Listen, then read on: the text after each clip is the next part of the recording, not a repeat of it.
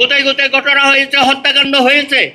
সর্বশেষ দীপু দাসকে যেভাবে হত্যাকাণ্ডের শিকার হতে হয়েছে, এরকম আরো এগুলো যখন আমরা তুলে ধরেছি, ইন্টারিম গভর্নমেন্টের প্রেস সচিব যমুনা থেকে আমাদের বিরুদ্ধে বক্তব্য দিয়েছে আমরা নাকি অনেক কথা বাড়িয়ে বলতেছি। কিন্তু আমরা যেসব ঘটনা উপস্থাপন করেছি, কোনো একটি ঘটনা ব্যাপারে তারা সুস্পষ্ট কোনো বক্তব্য দেয় নাই।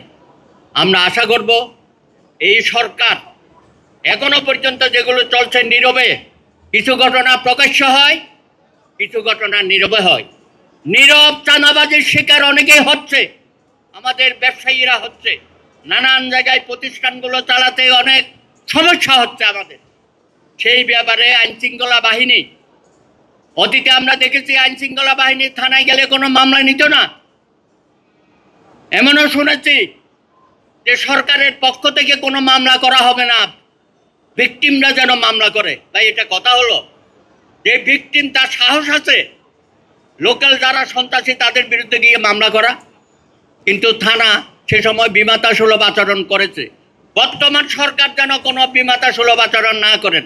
মাননীয় প্রধানমন্ত্রী, আপনি বলেছেন এই বাংলাদেশ হবে হিন্দু, মুসলিম, বৌদ্ধ, খ্রিস্টান, আদিবাসী সকলের। আপনি আরো বলেছেন যেটা সারা বিশ্বের কোনো নেতা বলে নাই, সেটা হচ্ছে এই বাংলাদেশ হবে বিশ্বাসী, অবিশ্বাসী এবং সংশয়বাদী সকলের বাংলাদেশ। তিনি বলেছেন বাংলাদেশ হবে একটা রেইনবো সোসাইটি, সকলকেই ধারণ করে বাংলাদেশ সামনের দিকে এগিয়ে যাবে। আমরা আশ্বস্ত হতে চাই, মাত্র 2 মাসের সরকার, আপনাকে সারা দেশের জনগণ অভিনন্দিত করেছে এবং আপনার প্রতিটা কার্যক্রম যেভাবে শুরু করেছেন, নির্বাচনী ইস্তাহারের দিকে আপনি যেভাবে মনোযোগ দিয়েছেন, ফ্যামিলি কার্ড, স্বাস্থ্য কার্ড, কৃষি কার্ড থেকে শুরু করে সামনে আরেক পরিকল্পনা, মহাপরিকল্পনাগুলো আছে। তবে আমরা বলতে চাই অনেক মহৎ কাজ আমাদের নিজেদের কারণে, ম্যানেজমেন্টের কারণে নষ্ট হয়, সরকারের ভাবমূর্তি নষ্ট হয়। সুতরাং আমরা আশা করব আপনাদের সরকারের বা আপনার যেন কোনো ভাবমূর্তি, কোনো প্রকল্পের ব্যাপারে কোনো অভিযোগ না আসে। দুর্নীতিতে জিরো টলারেন্স আপনাকে দেখাতে হবে। আজকে আমরা এখানে যে পারিবারিকভাবে সকলে সমবেত হয়েছি, পরিবর্তিত পরিস্থিতিতে আমরা মনে করি সংস্কৃতি মন্ত্রী এখানে আছেন। এইবার যেভাবে সারা বাংলাদেশে আমাদের পূজা পার্বণ, আমাদের মেলা এবং সর্বশেষ বৈশাখী নববর্ষের যে প্রোগ্রাম সারা বাংলাদেশ এবার কাঁপিয়ে দিয়েছে, ভয় ভীতিহীন কোনো ঘটনা ঘটে নাই।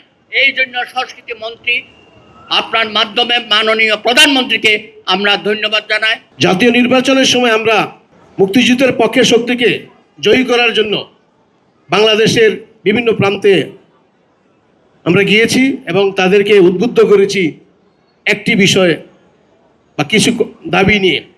যেমন সন্তোষ শর্মা দাবি 8টি দাবি করেছেন, বা আমাদের সনাতন সম্প্রদায়ের 8টি দাবি আছে। আমি বলবো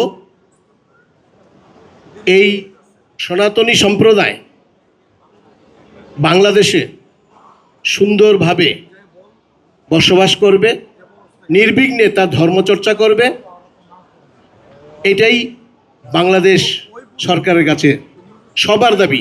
ব্যক্তি স্বার্থ আলাদা জিনিস, সমষ্টি স্বার্থ একটি, যে আমরা নির্বিঘ্নে আমার ধর্মচর্চা করে এদেশে মাথা উঁচিয়ে বাঁচতে চাই, সংখ্যালঘু পরিচয় না।